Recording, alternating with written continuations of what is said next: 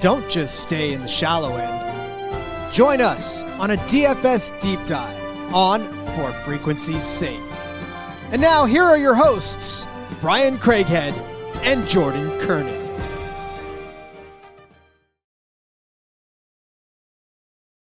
What is going on, everyone? Oh, another great holiday in the books, another set of football games in the books, and we are getting ready to open up week 12. Oh, if you were like me on Thursday, lost some money. The slates on Thanksgiving, they're so much fun to play, but they're just so hard to get right. I think the winning line of my contest was a Dak Prescott, Brandon Cooks, and Tony Pollard lineup. None of the big wide receivers were in there. Honestly, none of the. I think Sam Laporta was the highest. Was the tight end that made the slate.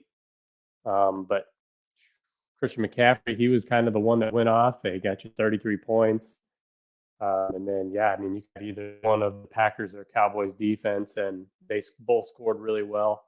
So, lost a little bit of money, but then played on the slate day, and I was kind of completely off on that one too.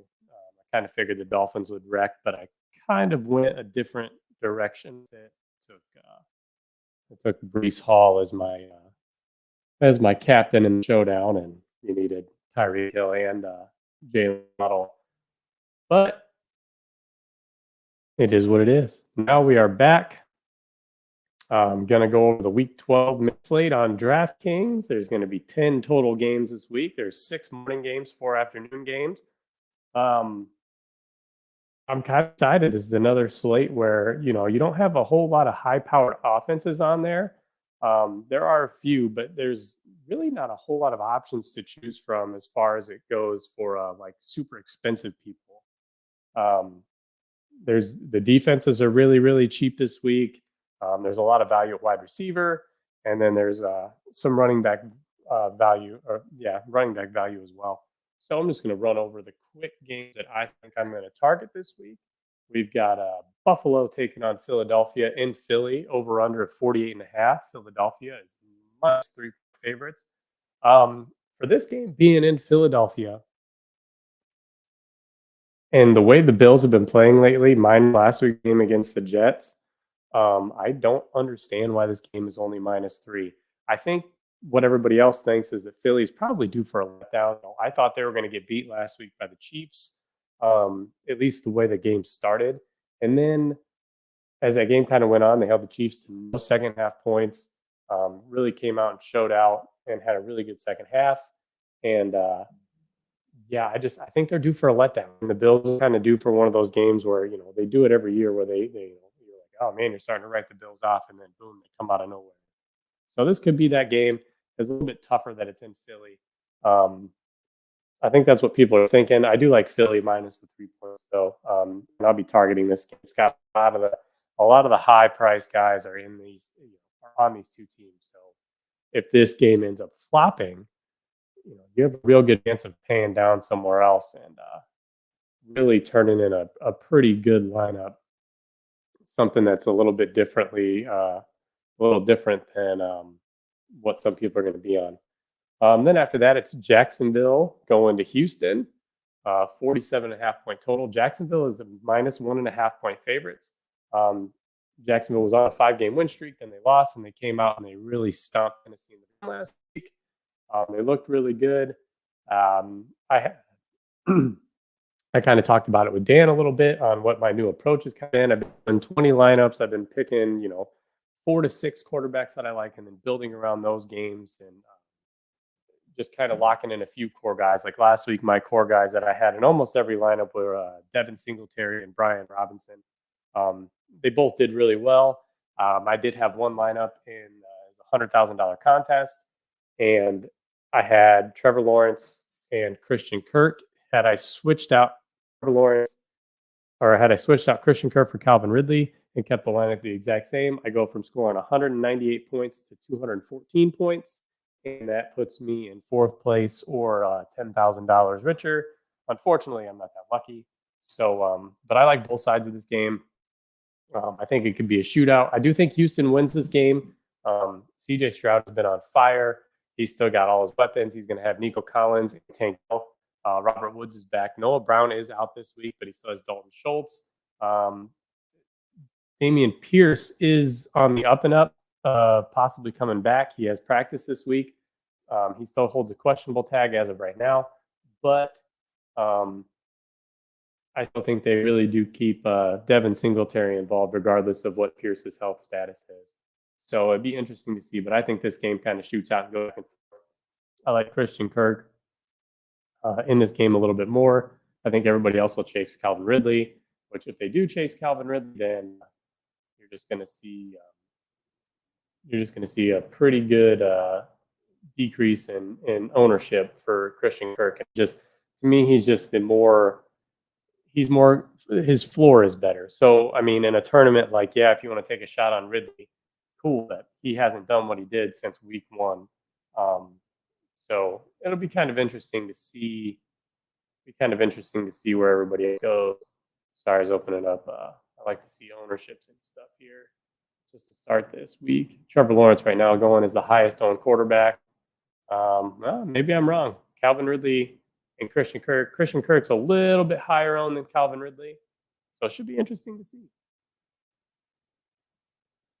All right, let's see here. Next game to target. The Rams going to Arizona, over under 44.5. Los Angeles, the Rams are -2 favorites. They just went into they were home. They were home against Seattle, and they had a come from behind victory. Seattle hasn't looked that good, but the Rams could be without Cooper Kupp. He's still nursing an injury. He's got limited participation in practice, but they could be getting back Kyren Williams. I do like Kyren Williams going up against Arizona. They're the 30th ranked rushing defense according to DraftKings. But then on the flip side, Kyler Murray has looked really good since he's come back from injury. Trey McBride, Royal Moore, Greg Dortch. Greg Dortch is somebody to keep an eye on. He super cheap, if I'm not mistaken. Take a look here. Greg Dortch. I want to say he's in the 3K range. Greg Dortch, $3,300. And right now, Marquise Brown has got a Q tag. So I'd be kind of interested to see. And Brown did not practice. So you could really get some value here. You know, you could have Rondale Moore, Greg Dortch end up being the number 1 and number 2 because Michael Wilson is out as well. This could also shore up some carries and some snaps for Trey McBride, who's been really good too. After that, Tampa Bay at Indianapolis. I like this game for like Rashad White. Rashad White going up against Indianapolis. Not the best run defense. And then on the flip side of that, I like Indianapolis going up against the pass funnel defense in Tampa Bay. Gardner Minshew can sling it. He's not afraid to sling it. And he should get Josh Downs back this week. Michael Pittman's been pretty good lately. So I'm kind of excited to see this game. I think this game shoots out a little bit more than what people think. And then last game that I have on here, it's funny because DJ texted me right before I jumped on the podcast here. And he's like, what would you even target this game? But it's Chiefs heading out to Vegas, 42.5-point total. Chiefs are 9-point favorites. And kind of what I was telling him, the Chiefs defense for price-wise, only $3,100 this week. They're one of the cheapest defenses on the slate. And I mean, I don't know. The Raiders haven't been good.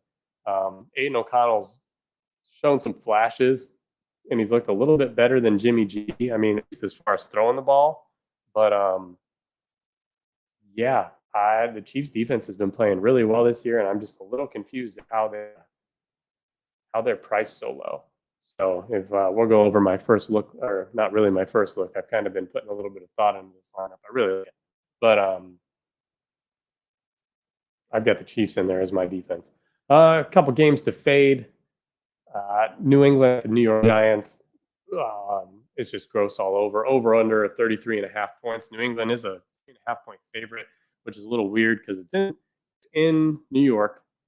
And New England still hasn't come out and said who their starter is going to be. I like Saquon Barkley in the matchup. I like New England's defense a little bit in this matchup. But other than that, it should be it's not. You're not going to see. I don't think you see Tommy DeVito come out and throw for 250 yards and 3 touchdowns. That's for sure. A lot of that is credit to Saquon Barkley for some yards after the catch there. And then another game, Pittsburgh at Cincinnati, over under 35.5. Pittsburgh -2. Pittsburgh's defense really stands out. They're the second highest owned defense, or I'm sorry, second highest price defense on the slate. Yep, at 3,700, right on the Browns, who I don't like the Browns because Denver's actually looked competent the last few weeks. So Kenny Pickett's looked terrible. Cincinnati's going with Jake Browning. It's just not. I don't think this one's going to be pretty either. Pitt's defense has been the reason why they're at 6-5, I think. So I think that's a big reason why you see them at the record. They're 6-4. So a big reason why they're 6-4 and why they're sitting there is the defense. And I don't see. I see it being like a 9-3 game, in all honesty. So that's kind of what I was looking at here for games to target. Go ahead and shout out to Dan for showing me how to share my screen last night. So we're going to go ahead and give you a little share on the screen. Make sure that's pulled up here. Perfect. I like that. All right, I'm going to go over my lineup here real quick. Started off with CJ Stroud. Really like CJ Stroud this week again. Jacksonville's defense hasn't been the greatest. I like quarterbacks at home. But he's not a favored quarterback. I do think Stroud can get it done. There are some other plays that I really like too, but Stroud he fit. And I paired him up with Dalton Schultz and Tank Dell. So I really like those guys. Then I've got Rachaad White going up against Indianapolis. Rachaad White is going up against the 30th ranked defense, if I'm not mistaken, against the run. So I do like that. And he just gets a ton of volume. Jerome Ford, this is somebody who I just kind of landed on. If you kind of take him out of here, you could go with like a James Conner. Jerome Ford for his price, 32nd ranked defense against the run, going up against Denver. So I kind of just had him plugged in there. I really do like that. You could get down to Kareem if you wanted to save some money, because right now they're in kind of a timeshare. They're at about 50-50 split. They're both getting work in the running game and the passing game. So, you could go with either or if you wanted some money to pay down somewhere else or to pay up somewhere else. My lineup's pretty balanced this week. Usually, you have a couple guys who are super, super cheap, and then you have one high price stud. I don't really have that this week. We already talked about Schultz and Dell. Then Christian Kirk. Christian Kirk is the guy I went to. Like I said, I could get to Ridley if I wanted to. He's got the higher upside for tournaments, but I went with Christian Kirk. There's some other plays that you can do and get down with there. Josh Downs. I really like Josh Downs. Coming back. He played last week, but he was really limited. But he hasn't carried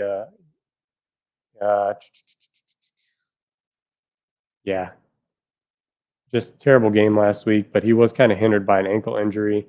So looking at that there, it looks like he's practiced all week. So I like that. And I think that's just a good matchup against Tampa Bay. Tampa Bay's defense isn't very good.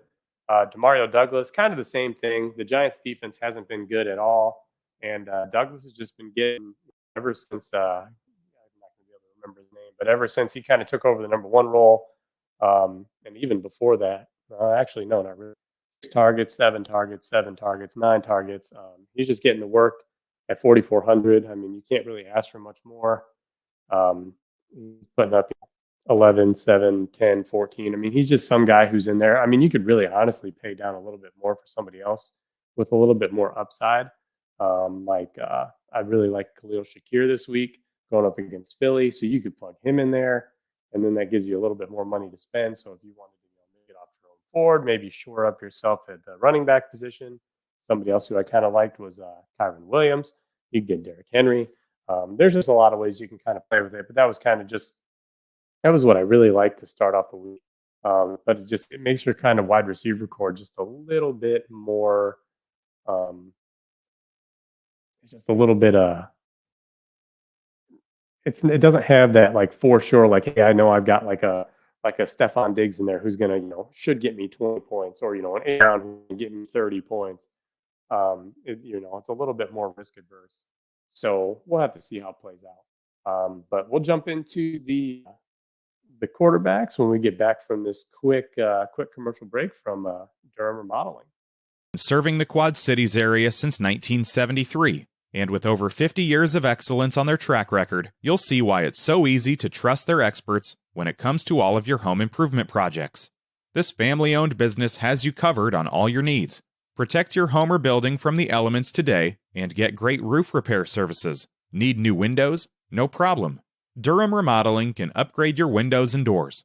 Whether you want to upgrade the little details in your home or office, or want to tear a room down and start fresh, the expert contractors at Durham Remodeling have your back. Even the smallest changes can completely transform your space. Ready to start entertaining your friends for backyard barbecues?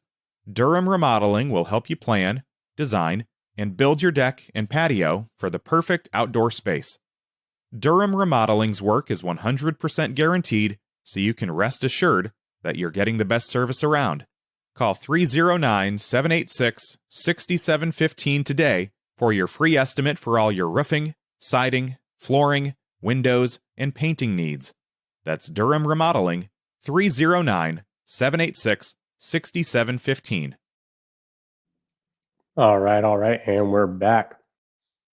So let's go ahead and go through quarterbacks. We'll go ahead and clear this out. Run through the quarterback position here real quick.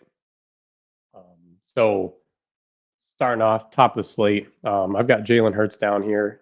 He's my number one quarterback listed this week. Most expensive quarterback on the slate, which he deserves it. I mean, the guy's he's got rushing upside. He rushes quite a bit every week. He's been doing all right. I mean, 24 points, game log, 22, 25, 31, 25, 19. And let's see, how many rushes is he usually getting here? Oh, it's not going to tell me. I don't like that. Oh, here we go. Yeah, I mean, 12 attempts last week against Kansas City, 10 against Dallas, against Washington. I mean, the dude runs all the time. So, and then he's putting in touchdowns. I mean, he scored a touchdown every week except for week 8 since week 6. So, I mean, he's got all the upside in the world. I mean, he's got the 30. He needs about 35 points to keep pace in a tournament. But I do like Jalen Hurts here. Buffalo's defense doesn't scare me. I mean, they've been without Tre'Davious White all year, and AJ Brown's pretty much uncoverable. So I do like a Jalen Hurts AJ Brown stack. It's just super expensive. Then you scroll down, you got Pat Mahomes. Not a big fan of Pat Mahomes this week. He just hasn't done it all year. I mean, they keep him high priced. But he just, really lackluster. He had a really good game against the Chargers.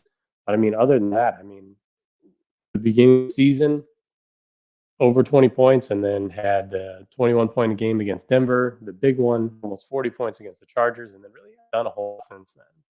And I don't know what it is, but the Raiders always seem to play them tough. Like I said, I was kind of telling DJ, I like the pieces on the Raiders side a little bit more. I like the Chiefs defense.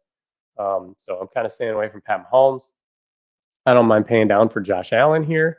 Or, I guess not paying down, but you're saving a couple $100 in that matchup.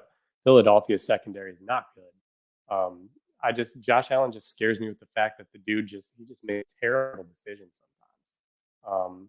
But if they're playing from down, that means he's going to have to chuck it up a few more times, which he's not afraid to do anyway. But a Josh Allen to Stephon Diggs stack is cheaper than Hurts and AJ Brown, and they've got the same upside. I think Josh Allen puts up some games too. I mean, he's had quite three 30-pointers. So I mean, and I could see him getting there again. One of my favorite quarterbacks slate, the one who was in my lineup, CJ Stroud. He's been pretty elite the last few weeks. Not so great against Arizona last week, but still a serviceable score.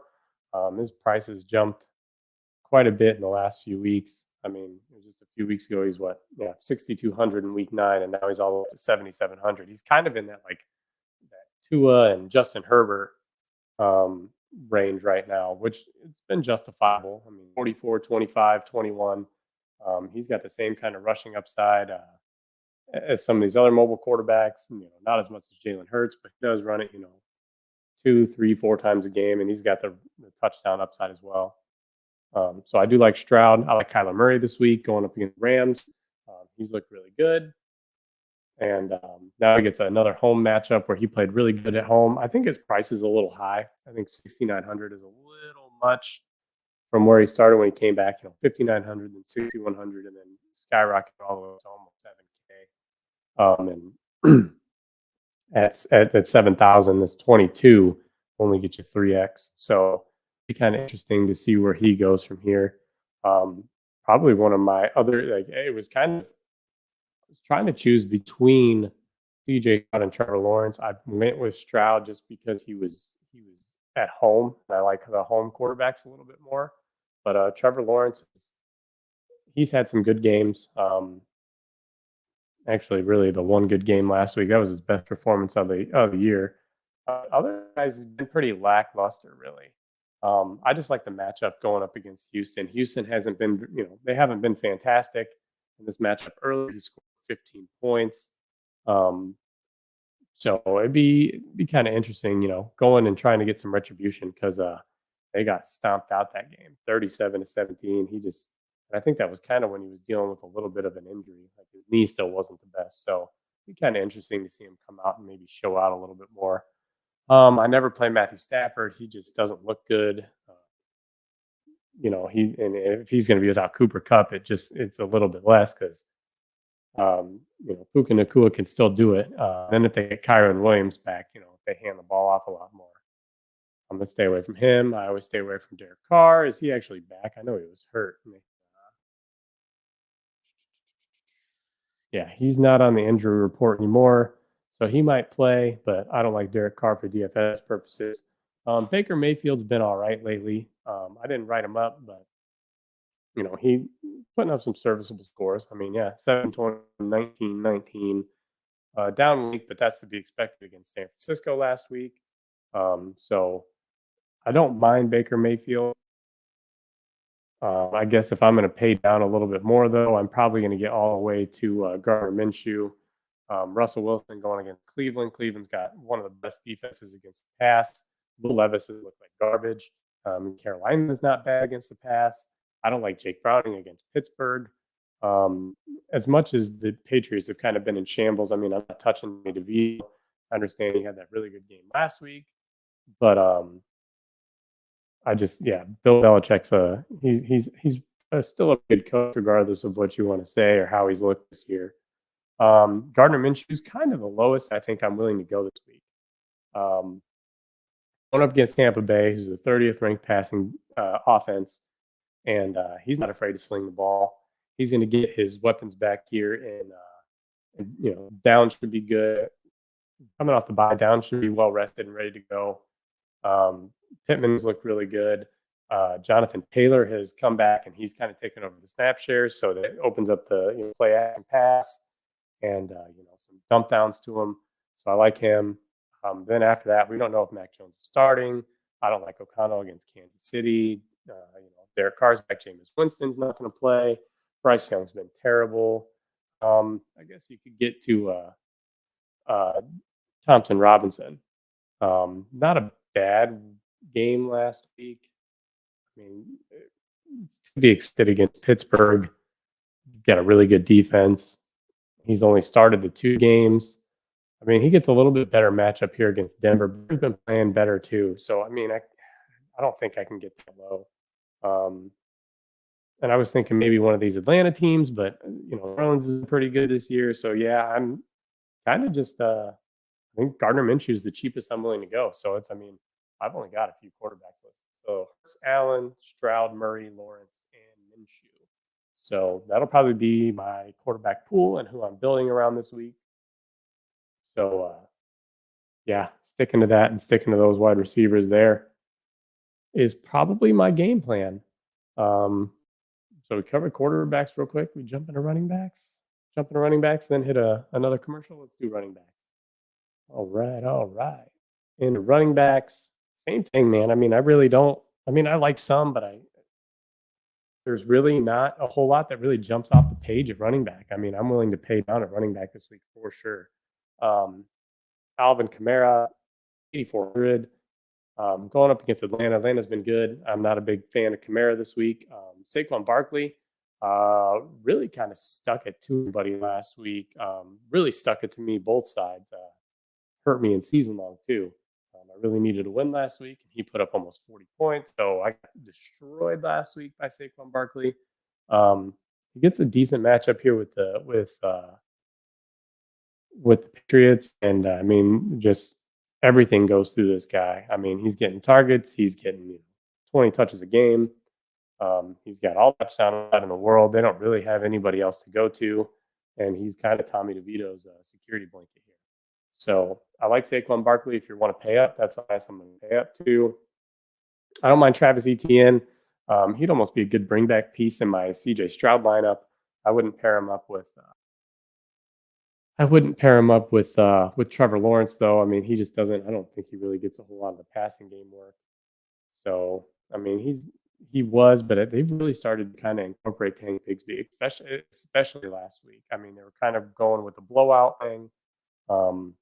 And Bigsby really came in and got some of the work. But yeah, he's got 3 targets, caught all 3 of them for 7 yards. Week before that, 4 targets, caught 2 of them for 9. But the weeks before that, man, he was putting up some huge numbers. He's just had some down weeks lately. So I don't know. We'll have to see. What did he do against Houston last time? Against Houston, 88 rush yards, and then 4 catches for 50 yards.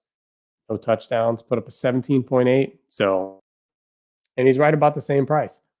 So, a 17 doesn't quite get you there at 7,100, but, if he can maybe fall in the end zone in this one, that puts you up to 5 points or pretty close to 25 points. And that would be pretty serviceable. That would be almost 4X right there. So, Jonathan Taylor, Tampa Bay can stop you. So I like Jonathan Taylor. I like the fact that he's getting all the reps now. Before the bye week, 23 attempts. Zach Moss was pretty much a non-factor, and he was still getting a couple targets here. He got 1 target, 1 reception, 6 yards. He got the touchdown last week. So if they're going to continue to feed Jonathan Taylor here, and if he's going to continue to get 25 touches a game, I like the volume. I just don't like the matchup. DeAndre Swift is the next guy I wrote up. He just got a really good floor. Is the guy he's got the potential to blow it off the page, but I mean, you're almost a lock for 15 points. He did have that 30-point game against Minnesota. But yeah, I mean, double-digit points every week since then, except for 1 against Dallas. So yeah, I mean, he had almost 20 points against Kansas City last week, and at 6,800, that gets you a little more than 3X. So if he gets some goal line touches, which isn't going to happen. So that's the only thing that sucks is his touchdown equity is just not going to be there. Josh Jacobs, I didn't write Josh Jacobs up, but he's got to get the volume. He's just, it sucks when they, against the Giants and against the Jets. I mean, the guy's touching the ball almost 30 times. And then last week against Miami, I mean, in what was a close game, touches the ball 14 times and gets 1 target, 1 reception. I mean, obviously when you run the ball and you go through Josh Jacobs, look at that. You win games. 16-12, 30-6. I mean, he's getting 15 touches, you're losing. 11 touches, you're losing. Hold on, timeout. Here's another trend. 25 touches. 25 touches, you get a win. 20 touches, you get a win. I mean, something's got to give here. I mean, when the guy's getting 20-plus touches, you guys are winning. I mean, same like right here, week 1, 19 touches on the ground, 2 receptions. I mean, he's getting over 20 touches, and you come out with a 17-16 win. So, I mean, if you go through Josh, I don't know. To me, it's like I think that's the game plan here. I think you have to do the same thing on the ground, run the ball, and let this guy work. If it was guaranteed, if the coaches came out and said, "Hey, Josh Jacobs is going to get 25 touches," I'd take him against the Chiefs defense. The Chiefs defense has been good, but if he's going to get the volume, I'd take him at that price. And Williams, like I said, I think he's coming off the IR this week, full participant on Friday. It's the third day in a row. He doesn't have an injury designation. They haven't activated him from injury reserve yet. So I'm hoping to see him come off IR tomorrow. If he does, I really like the matchup against the Cardinals. Especially if Cooper Kupp's out, I could see them definitely trying to get the ground game going again. If you look in my article, it auto-corrected to Karen Williams, so that's definitely Kyron Williams. I skipped over Brian Robinson. I mean, I just don't like the snaps that he's been giving up to Tyler Algier, and New Orleans is pretty good. Derrick Henry, man, just how the mighty have fallen. I mean, the guy is he's a stud. He's always been a stud.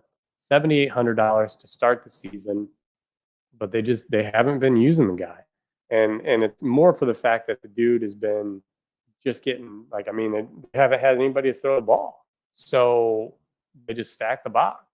One good game against Cincinnati where he scored 27 points. Consistency. Game 19, but then the last couple of weeks he's just been bad. But I think the biggest thing was, you can't. It's hard to run against Tampa Bay. Tampa really shut him down, and then he just kind of got game scripted out last week against Jacksonville. So that price drop at $6,400. Going up against Carolina.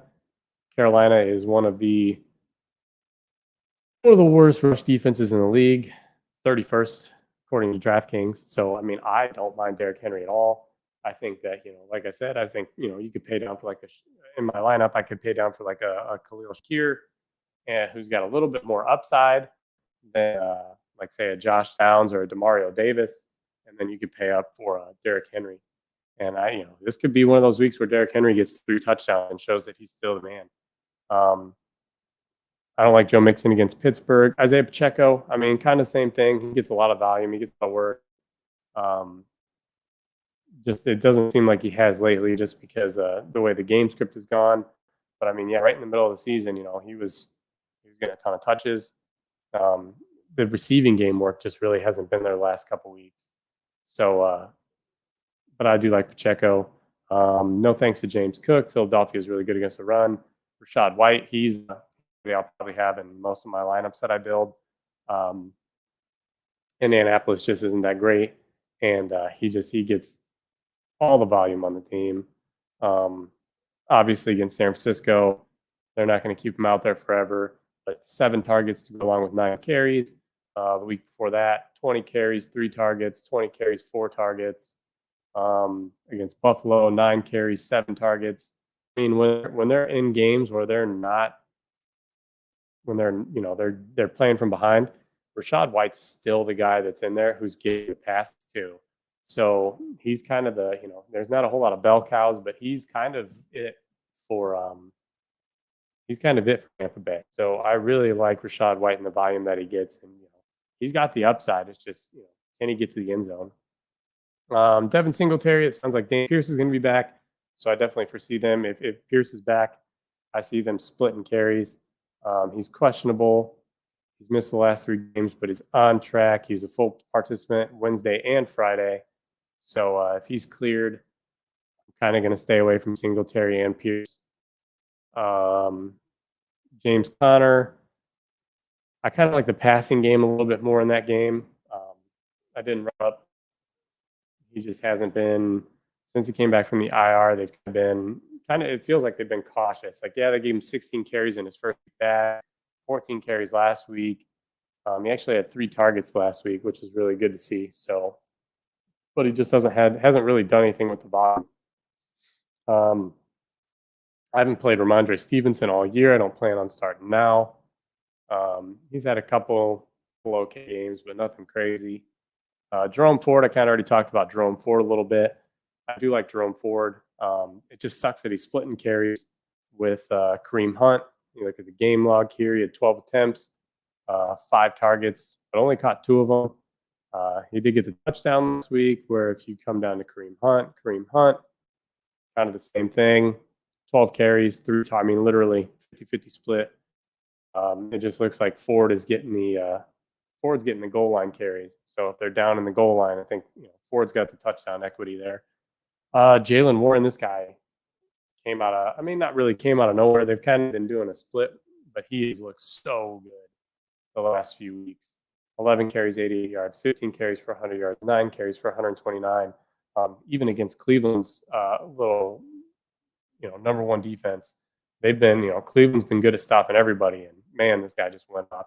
Came out of the locker room in the second half, second play, and rips off a 74-yard run. 22 points, 26.5 points. It just sucks because they just don't up on Harris. What do you have? He had nine carries and then 3 catches on 3 targets. And you come down to Najee Harris. Same thing. He's getting 12 attempts. He's just not getting the passing game work, but he's just looked bad. 35 yards, 12 carries, 2 targets, 1 reception. He just, Warren's just been the more explosive back. And I think they just keep feeding the hot hand here. So I like Warren against Cincinnati. Cincinnati's, middle of the pack. Darrell Henderson Jr., that would be the only thing that would kind of scare me off Kyron Williams is if they elevate Darrell Henderson. So they kept pushing him back down and then brought him back up, pushed him down, brought him back up to kind of fill in. And then they cut somebody from their practice squad. They pushed Henderson down, made him a free agent, then re-signed him to their practice squad.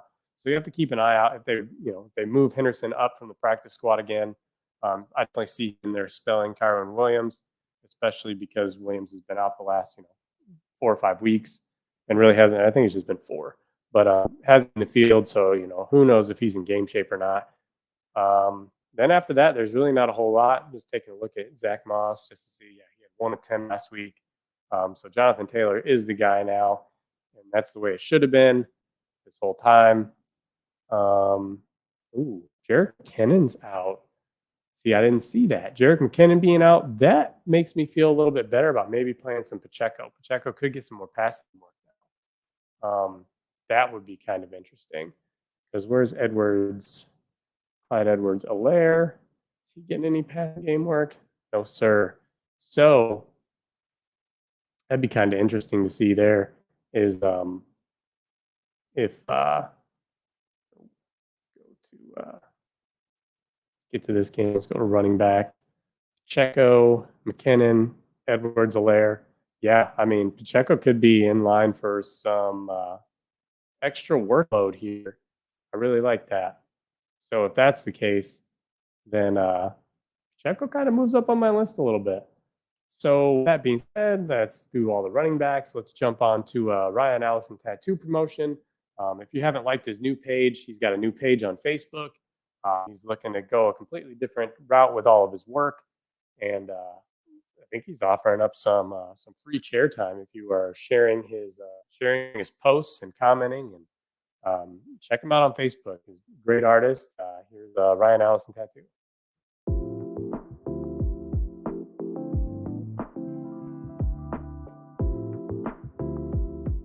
My name's Ryan Allison. I've spent over a decade immersed in the art of tattooing. Sharply honing my skills has materialized into a diverse and prestigious body of work. Each tattoo reflects my relentless pursuit of excellence, and every client I work with is a living embodiment of that unwavering commitment. I will gladly and wholeheartedly embrace your distinct vision.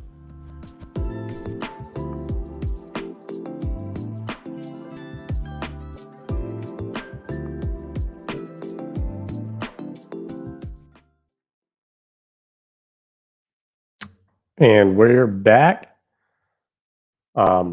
Yeah, Ryan Allison Tattoo, man. I'm telling you, good work. Good dude.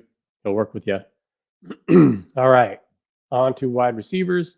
Starting off with wide receivers, we got A.J. Brown, Stephon Diggs, 9,000 and 8,800 respectively. A.J. Brown's got a little bit tougher matchup. Stephon Diggs should be able to do whatever he wants here. If you're playing that game, which like I said, I'll probably have I might have a couple lineups with these guys in there. I do like Stephon Diggs just because he's the guy. He's the one who gets all the targets from Josh Allen. It's just expensive. That's a lot to pay. In the last few weeks, he just hasn't been good. But that's also because Josh Allen hasn't been very good. So they might look to get him right here. But it should be a good game. So we'll see. But I'm paying away. As of right now, I think I'm going to pay just down. I don't think I'm going to get over the $8,000 range. Jamar Chase with Jake Browning in, going up against Pittsburgh. I don't think he's going to make value, man. He's still getting the targets. He's still getting the volume. It's just going to be an ugly end of the season for the Bengals here. So, yeah, I'm kind of staying away from Jamar Chase. Cooper Kupp, it looks like he might have shed his injury designation. Sure did. Look at that. So he's full participant today in practice. So maybe I could get up to $8,000 for Cooper Kupp, but it's an ankle thing. So if he comes out and tweaks it one more time, that could be it could spell trouble. So I think I'd like paying down for Puka Nacua this week, just because ankles are finicky. And he hurt it. It didn't even look like he did a whole lot. It looked just kind of got tripped up and hurt it last week. So re-injury risk for sure. Devontae Adams. So they've really shown that they want to get the ball. The last 2 weeks since kind of Aiden O'Connell's taken over, 13 targets both weeks, 6 receptions, 7 receptions, 86 and 82 yards. He got a touchdown last week, which kind of gave him the 21 points. I think he needs a little bit more than that. The Chiefs defense is going to make it tough. They're probably focused on Adam. I do kind of like Jacoby Myers or maybe even Mike Mayer a little bit more. So he's on my list, but he's not my top option. Puka Nacua here. He's been still getting it done. There's only $400 price difference between him and Kupp. But, if Kupp gets re-injured, they went right back to throwing Nacua the ball all the time. I mean, Tutu Atwell also had a pretty decent game, but I like Nacua. I mean, but they're too similar in price for me. Mike Evans has been getting the targets, but not doing anything with the volume. 2 weeks ago, he had almost 30 points, 15 points last week on 12 targets, then 12 on. I mean, I don't know. It's just lackluster. And for $7,400, he needs almost 30 points, and he just hasn't done it. So kind of away from him. I do like Adam Thielen this week going up against Tennessee. Man, to start the season, he was just unreal, putting up 30-point games left and right. And then he has kind of just been blah lately. But he's also had some tough matchups. This one gets a little bit easier. Bryce Young away from home just kind of scares me. I don't trust Bryce Young. So I like Thielen. I like his talent. But I think everybody's kind of starting to key in on, okay, hey, this is the guy because they really can't run the ball. Devonta Smith, he kind of had his coming out party last week. He was the guy last week. 8 targets, 6 catches, 99 yards, no touchdown still. The last 3 weeks, he's been pretty solid. 3 weeks ago against Washington, he got you 23 points, which is 3x at that salary. Then just 2x the salary the last 2 weeks. But if the Bills are trying to shut down Jay Brown, Devonta Smith is going to be the benefactor, especially with no Dallas Goedert again. Tank Dell, he was in my lineup. I really like Tank Dell going up against Jacksonville, pairing him with C.J. Stroud. He's been kind of the guy. There's no Noah Brown, so he'll be on the field. Even with Nico Collins back, he's doubled targets the last 3 weeks. Just really pouring it on. He's had a touchdown every week in the last 3 weeks. So I like Tank Dell again. I'll go right back to him. Michael Pittman Jr., I like him against Tampa Bay's defense. I'll pair him with Gardner Minshew. Stayed away from Chris Olave, especially with the quarterback carousel they kind of have going on. I know Derek Carr might be coming back, but Derek Carr he just doesn't do it for me. Nico Collins, again, you can go to him as well. 11 targets last week. Just really didn't do a whole lot with him, especially being his first week back from, I believe, a concussion or calf injury. Yeah.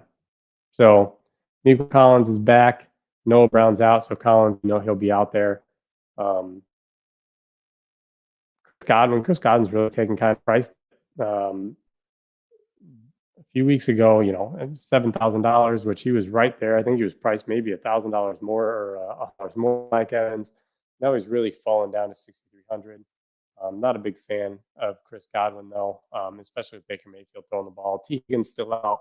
DeAndre Hopkins going up against Carolina. Carolina's been surprisingly really good against the pass, so kind of staying away from there. Then you get to the guy who, God, just crushes all my hopes and dreams last week, Calvin Ridley, catching all the balls, catching all the touchdowns. Seven receptions off 9 targets, 103 yards, 2 touchdowns, and he even rushed for one time for 18 yards. He kind of did it all. But I mean, if you look at his game, week 1, 27 points, then all the way to week 5, 23 points, then all the way to week 11 with a 34-pointer.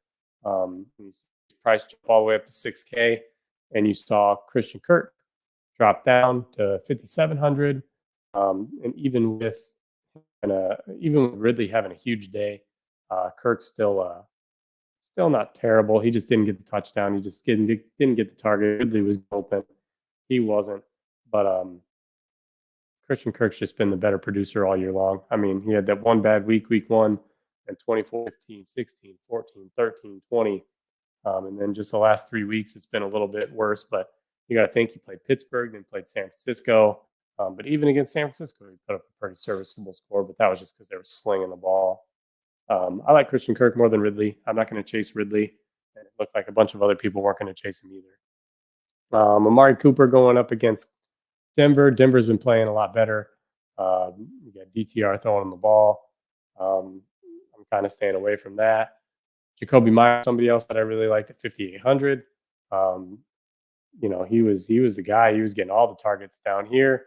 And then Aiden O'Connell has come taken over, and Devontae Adams has kind of expressed how he's just like, hey, why am I not getting the ball? And Jacoby Myers' production's really taken a hit. 5 targets, 2 targets, 5 targets, and then 1 in week 8. And he's doing what he can with his targets. To only catch 4 balls for 49 yards, put up 9 points. Here he only caught 2 of them for 38, but then rushed 1 time for a touchdown. They're trying to keep him involved. And at 5,800, that's pretty cheap for what he's been doing. Talked about Christian Kirk. Rashee Rice, he's kind of the only receiver that I think is worth anything on the Chiefs, and they've all kind of come out and shown it. 4 receptions, 42 yards. Just Chiefs offense just hasn't been clicking this year. It's been pretty gross. So I don't mind it, just because that team can go off at any time, but just not a huge fan. Cortland Sutton's been I'm not a big fan of Denver going up against Cleveland. Gabe Davis is somebody I'd be kind of interested in this week. Just a 0. The last 3 weeks he's got 2 zeros. He's got the lowest of floors, but he also has one of the highest of ceilings. Look at this. You're having 12 targets to 2, 6, and 0. I think for me it's either Diggs, Kincaid, or Shakir in that matchup. Marquise Brown, I don't think he participated in practice. We kind of talked about that at the beginning. Got a heel issue, so you could pay way down for like a Greg Dortch or Rondale Moore, because they don't have Michael Wilson. Trey McBride looks good again, so I'd be kind of interested to see it shores up the targets for those guys, and they're all really cheap. With, I think, Rondale Moore being the most expensive at 3,600. Greg Dortch was 3,300. Trey McBride's the most expensive out of all of them at like 4,700. Drake London hasn't done it. Deontay Johnson getting balls from Kenny Pickett. No, thank you. Jerry Jeudy hasn't done it. I like Josh Downs. They're not afraid to throw the ball. So I definitely like that. Tyler Boyd. I just don't like Jake Browning throwing him the ball. It doesn't make sense. But he'd be the number 2 guy out there with Higgins out. Demario Douglas. This is another guy that I would really like. 9 targets. He's getting the targets. He's just kind of the person they can throw the ball to. Kind of interested to see maybe Rashid Shaheed with Michael Thomas out. So Michael Thomas is on the IR. The Saints are coming off a bye week here, and I could see him getting an uptick in targets. It's just a matter of whether or not they can get him the ball. Yeah, after that, really, I mean, like we talked about, Rondale Moore 3,600, Khalil Shakir at 3,600, Greg Dortch at 3,300. Those are really kind of where I'm going to sit at. I don't think I'm going to take any chances on anybody else. But there's at least 3 guys down in 10 that cheap range who are going to be guaranteed some targets, who will be playing, who should be number 1 and 2 wide receivers from Arizona. They're at home. I'd be kind of interested to see what they do and how they roll through that. We'll get one more commercial in here. We'll go to Route 96, and we'll finish up with tight ends and defenses. For Fantasy's Sake has teamed up with Route 96 Boutique to raise a little more cash for Toys for Tots this season. From September 10th until the end of November, 10% of all purchases made with Route 96 on Sundays will be donated to us for our Toys for Tots drive. At Route 96, they believe in girl power. They want a place that people of all shapes and sizes can shop and feel empowered and beautiful. They want you to be the best you possible, and they are committed to bringing you different styles while also providing some basics to express the true you. You can find them on Facebook and at route96boutique.com. Route 96. All right. Let's finish it up here. We got tight ends. We got defenses. Kind of the same thing. We're kind of bucking the trend. Like I said, I mean, once we get into these later parts of the year, it's really easy to kind of decipher who you want, who you need to have. And with that being said, I mean, there's just, who's going to produce, who's getting targets, who's going to play. So getting right into it, Travis Kelce right at the top of the board, $8,200. They're on the road. He just hasn't been the greatest, but it's kind of the same thing as Pat Mahomes. I mean, he can go off at any point in time. He usually has those huge pop games against the Chargers where he had 38 points. So he can do it. The guy he's got 40-point potential, but it's just a matter of whether he's going to suck that week or not. Dalton Schultz, I like pairing Dalton Schultz with CJ Stroud. He was in my first look lineup there. Dalton Kincaid has been the guy outside of Stephon Diggs who's been getting targets. I mean, 8 targets in week 7, 7 in week 8, 11 in week 9, 6 in week 10, 7 in week 11. I mean, the dude's Dawson Knox went out, and Dalton Kincaid has been the man. He just needs to get into the end zone, really. I mean, he's doing what he can, and they target him in the red zone. So if he can fall in there, we're good to go.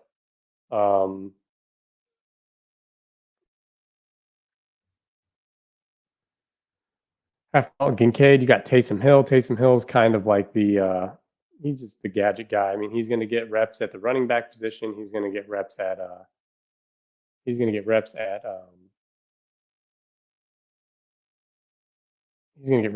back position. He's going to get reps at the quarterback position. He's going to be a wide receiver.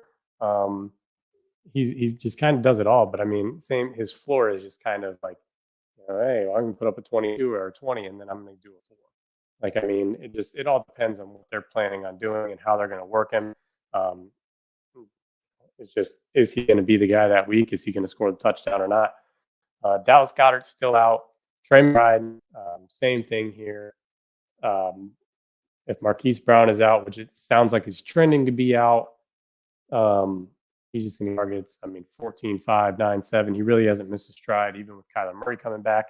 So especially if Brown is out, Trey McBride, I like him. Evan Ingram, I like the matchup here. He hasn't really been the best all year. He's been pretty consistent. He's seeing consistently 7 targets, only 6 last week. A good matchup. What did he do against Houston last time? 13.7 points. So, I mean, he's just the volume's there. The guy's looks. And, if it's not one of the wide receivers, it's him. David Njoku, biggest thing about him was last week, he 15 targets. I mean, he's been getting targets. It's just he hasn't done anything with them. He'll consistently get you, 12 points. But other than that, I mean, I'm sorry, but 15 targets, man. Like, you think you catch 10 of those. I mean, that's 15.6 points right there, and that they could just end some, but they're just having a hard time with this offense, getting it where they need to go. They get a little bit better matchup. Denver's defense has been skewed since they gave up 70 points to Miami, but they've played really well the last few weeks. Kyle Pitt, he had one game, and not even a good game, like just a good game for where he was priced at. But I mean, they just don't use the guy. They don't like him. So I'm staying away from Kyle Pitts. Tyler Higbee just never performs. Jonnu Smith would be somebody else that I'm kind of interested in. Really low floor, only 1.1 points last week, but the week before that, 24. I mean, he's just been the better guy. He's only 3,400, so he's honestly, compared to Pitts, I mean, he's super cheap compared to Pitts. I mean, at that though, I mean, none of these tight ends have just been like, oh man, you got to have them, because you really don't. I mean, Hunter Henry split carries, or touches with Mike Gesicki.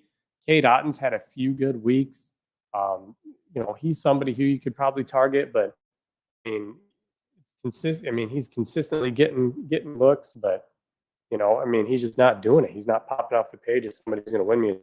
Chigo Conquo, same thing. I mean, Will Levis just doesn't throw him the ball a whole lot. Okay, he's getting, at least 5 targets a game, but it's just same thing. He's just not doing a whole lot with them. Not that he has to at $3,100, but man, it's just tight end has just been a wasteland all along. I mean, yeah, Mike Mayer, 2,800. Said it's probably the cheapest I'm willing to go. He's doing something. I mean, at 2,700, scoring a 10. I mean, that's 3x. I mean, that's all you need at $2,700. I mean, 2,800. I mean, if he gets you that many, you're golden. But it's other than that, it's just it's just ugly. It's really just a crapshoot. Who's going to catch a touchdown? So yeah, Mike Mayer at 2,500, probably the lowest I'm willing to go. Then jumping right into defenses here, staying away from the Browns. Denver's been playing a little bit better. And I like the Steelers in this spot, just $100 cheaper at $3,700. Save yourself the $100, pay down to Steelers. They've been playing really good. It's Atlanta. We don't know who's going to play for Atlanta, but it's a division rivalry game. It's in Atlanta. I'm kind of staying away from them. Find the Giants going up against New England. New England's been in shambles. We don't know who's going to play quarterback for them yet, so I'd be kind of interested to see that. Colts, I like the Colts defense. I picked them up in my season-long league. I like the Colts defense. They've got a pretty decent stretch, though, in the next few weeks and to kind of close out the regular season and season-long fantasy. So I like the Colts. I don't mind them. Tennessee going to Carolina. Carolina's pretty trash on the road, pretty trash altogether. So I see Bryce throwing some mistakes. Bengals, I didn't mind the Bengals against Kenny Pickett. Kenny Pickett's just been bad. Skipped over the Bucs. The Patriots going up against Tommy DeVito and the Giants. I don't like that it's in New York, but it's still Tommy DeVito. I mean, yeah, good week against Washington last week, but Patriots aren't Washington. I like the Broncos against Cleveland as well. I skipped over the Panthers. Right here, this is, I think, the defense that I really, really like is the Chiefs defense. I'm kind of plugging them in everywhere, anywhere I can go, just because I'm not sure of Aiden O'Connell. I mean, the matchup doesn't scare me. But I think you could even go a little bit lower if you wanted to. I don't like the Jags, not the Cardinals, the Falcons maybe. But the Eagles going up against Buffalo at $2,900. If you really needed the $200, I mean, Josh Allen's been throwing some of the ugliest picks. It's just been terrible. So if you really needed to, you kind of could. You could get down to the Eagles D if you really needed to save the salary. But yeah, I mean, if we were looking at lineups again, like I said, I kind of like I said, CJ Stroud right out of the gate. I think you go with Tank Dell. Dell's going to get the targets. Then you could turn around and say, like I said, I kind of like Christian Kirk. He's pretty cheap for what he can do. Throw Christian Kirk, so you kind of have a game stack going right there. Tight end, I don't mind Trey McBride. I think he would kind of be the guy, especially if Marquise Brown is out, going with Trey McBride. I don't mind putting Khalil Shakir in the flex just because they're the. Oops, I want him in the flex position, so we'll hold off. I put him in the flex. Let me. Here, see, I thought I want to search. I just want the flex. So if we scroll all the way down to 3,600 below, there he is. Throw him in the flex just because he's got a 425 game time. So if I really needed to switch it, I could. If he ends up being super high owned, you could honestly put him, because he's got a 325 start. So you could really kind of say, hey, you know what,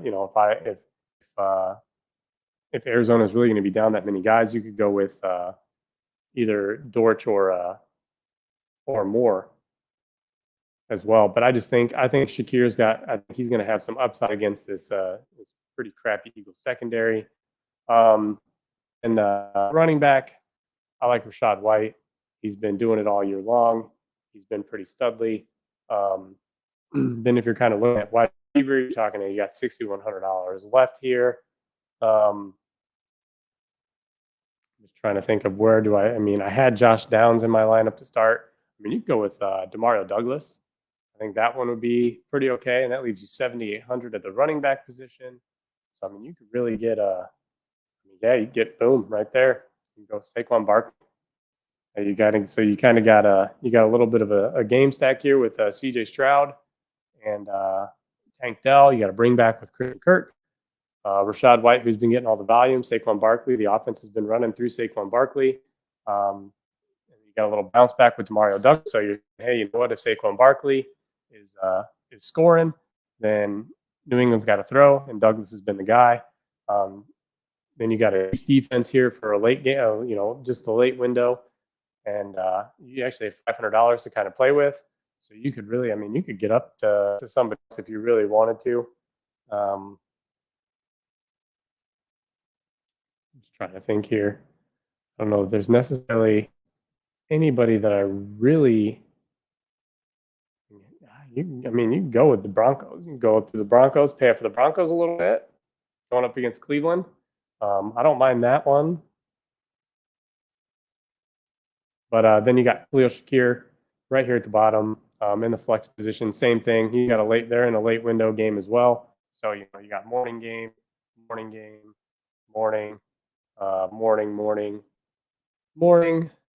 more, and then you got three guys in the late afternoon window. So then if you're sitting at 150 points with three guys left to go, you got a real good shot at winning some money. But yeah, I like that lineup. It puts us right at an hour there. Oh, we got a comment. Redraft question from George. What time was that at? 8:07 times now. 8:21. George, if you're still there, go ahead.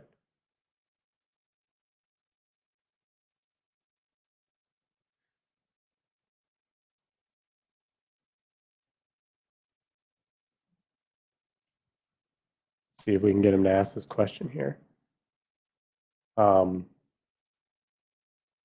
don't know if anybody else has been playing any kind of best ball or anything like that, but I've got a couple best ball lineups that are doing pretty well. I'm sitting right away from I'm in third place in two of them. A couple of them I think I'm kind of the two of them that I'm in third place. I got the guy in first place who's they're just running away with first place, but they take the top two to the next round. So I'm kind of interested in whether or not I can make the cut. And I'm in two, already in a playoff position. Should I trade Tank Dell for Justin Jefferson? I'm just okay. Tank Dell for Justin Jefferson. So I guess to me, that would be like a quarterback play kind of thing to me because Kirk Cousins isn't coming back. And if you kind of look at, oh God, I wish we could pull up the Vikings on the slate.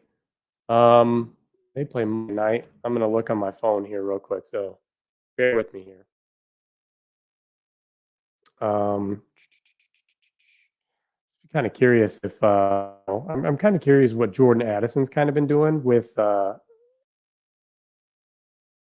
wide receivers are Kupp, Waddle, Olave, Deontay, and JSN. See, and that's what kind of worries me there. Is just showdown captain mode, Minnesota, Chicago. Let's take a look here. So, and then Justin Jefferson, he was limited at practice on Friday too, so they're still not sure if he's going to see the field yet. And the way that the Vikings are, I don't know, to me, the way that the Vikings are kind of trending, where their record, I mean, they're starting to fall in the rankings a little bit. They've got Josh Dobbs at quarterback. They're 6-5. They're really going to be fighting for a playoff spot here. The biggest thing to me is just Dobbs is a little bit more of, I just don't, he doesn't pass the ball as much as I think that Kirk Cousins is a pocket passer. Dobbs is going to run the ball if he feels any kind of pressure. So, CJ Stroud he's got some running upside as well, but he's been proven to really throw the ball, and they don't have the best running game to kind of keep everybody kind of honest. So he's really had to throw in games. If it were me, in my opinion, I have Tank Dell in a lineup or in a league, and I really I start him every week. I think he's a lock to start. You're already in the playoffs. I think the odds of maybe, if Minnesota loses the next game, then maybe shutting down Justin Jefferson are really high. So if it were me, the Texans are going to be out there. They're going to be fighting. They're fighting for a playoff spot. And I could see Minnesota just really trending down, especially if they lose the next couple weeks. I don't know that I'd necessarily trade. I don't think I would trade Dell. It's a non-PPR league too. I just don't think the upside's there for Jefferson without Kirk Cousins. So that'd be a no for me. I would be I'd hold on to Tank Dell because if Jefferson ends up being hurt, Kupp has been hurt a little more often than not. Waddle kind of plays second fiddle. Deontay Johnson, he's had a couple pop games. Smith and Jigba's kind of been coming on. I really like him. And Olave's really kind of been up and down this year too. So, but with Michael Thomas being on the IR, I kind of like Olave and the way he should be trending. So, I would hold on to Tank Dell. Yeah, just for like I said, if Jefferson doesn't come back in the next couple weeks, I don't think that he comes back at all, especially if the Vikings lose. A little worried that Tank Dell doesn't get the volume with Noah Brown and Collins and Schultz. I'd agree with that too. It's a time to sell high with Dell. That's very true. I mean, that's just my opinion on it. With Noah Brown, I just think that in my opinion, I really do think that that Tank Dell is kind of superseded. I think he's the number one target on that team. I think he's jumped over Nico Collins. I think Nico Collins takes over the wide receiver 2 role.